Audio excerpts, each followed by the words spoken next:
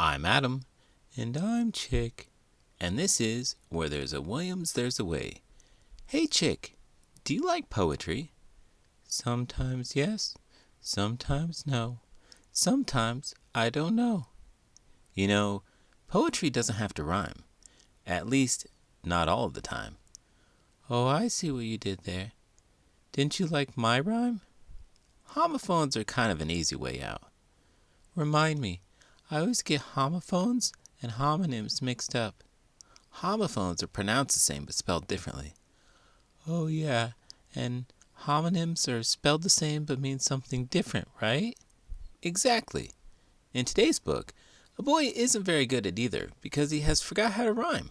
Let's get started.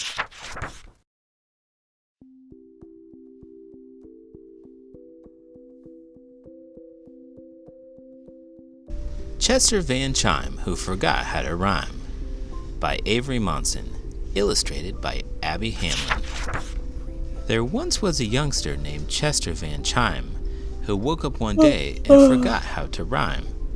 It baffled poor Chester. He felt almost queasy. To match up two sounds, it was always so simple for him. See, Chester loved rhyming in poem or song. It always felt right. But today, it felt not right. Very not right. He tried not to panic. He played it real cool and picked up his backpack and walked to his learning place with teachers and stuff. He walked past the butcher and walked past the baker.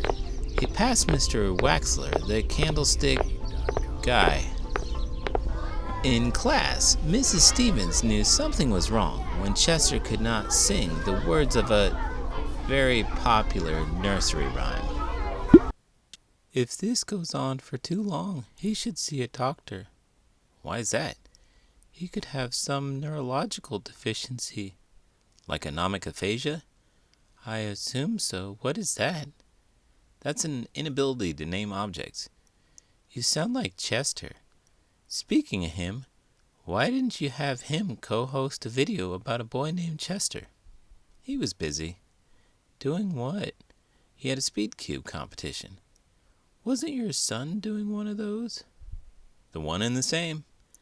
That's impressive that your son was competing, but how does Chester move the Rubik's Cubes around with his webbed feet? It's a sight to behold.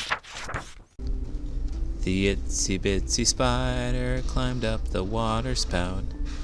Down came the rain and washed the spider right onto the floor, totally ruining his day.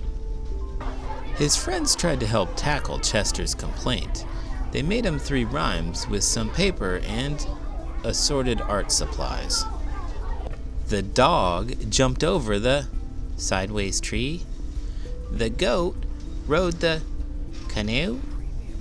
The bear combed his silky smooth brown fur. Things weren't looking good, but they didn't despair. They sat Chester down in a velvety seat. Then they brought tons of rhymes to the room where he sat. Tiny lion, swingy sports stick, muddy foot wipe, fancy pants head cover, extra big mousy looking dude. And they made all the rhymes they could possibly make. Big angry worm, birthday sugary pile, fork for giants, very sad cow, the crystal clear waters of Winnipesaukee, the 3rd largest swimming hole in New England. Is Lake Winnipesaukee even a real place? Sure it is. Not only is it the largest body of water in New Hampshire, but it is also where a famous movie was filmed. Which one? What about Bob? I don't know why you're changing the topic. I want to know the name of the movie. The name of the movie is What About Bob?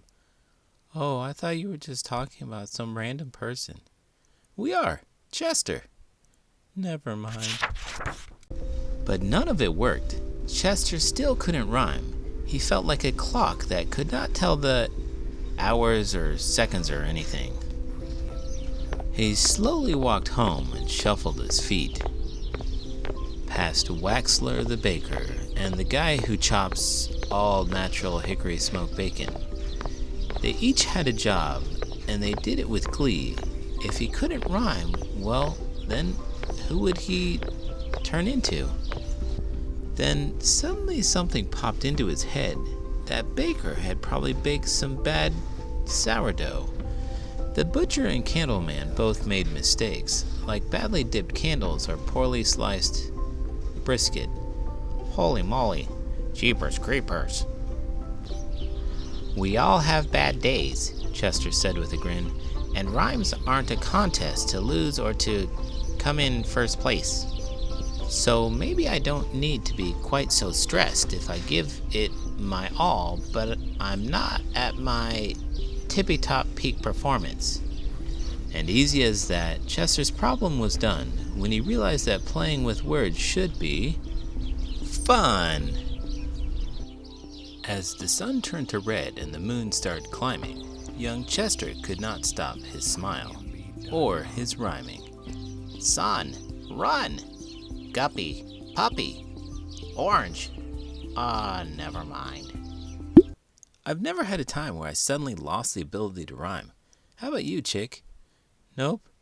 But one time, when I first started tightrope walking, I fell on the ground and hit my head. Oh my gosh. It affected my short-term memories. Apparently, I kept asking what we were having for dinner over and over. Oh, did it affect you in any other way? Nope. But one time, when I first started tightrope walking, I fell on the ground and hit my head. Okay, I'm glad it didn't affect you. Anyway, it's good to know that Chester bounced back. You can't hold the whole rhyming with orange thing against him. You know, there actually are two words that rhyme with orange. Sporange, which is a technical word for a spore sac, and Blorange, a mountain in Wales. Oh, I love it. Speaking of loving things, if you love this video, please make sure to give it a thumbs up and to subscribe to the channel. I'm Adam. And I'm Chick. And this is Where There's a Williams, There's a Way. Did you know Pat a cake, baker's man is one of the oldest surviving English nursery rhymes. The earliest recorded version of the rhyme appears in Thomas Durfe's play, The Campaigners, from 1698.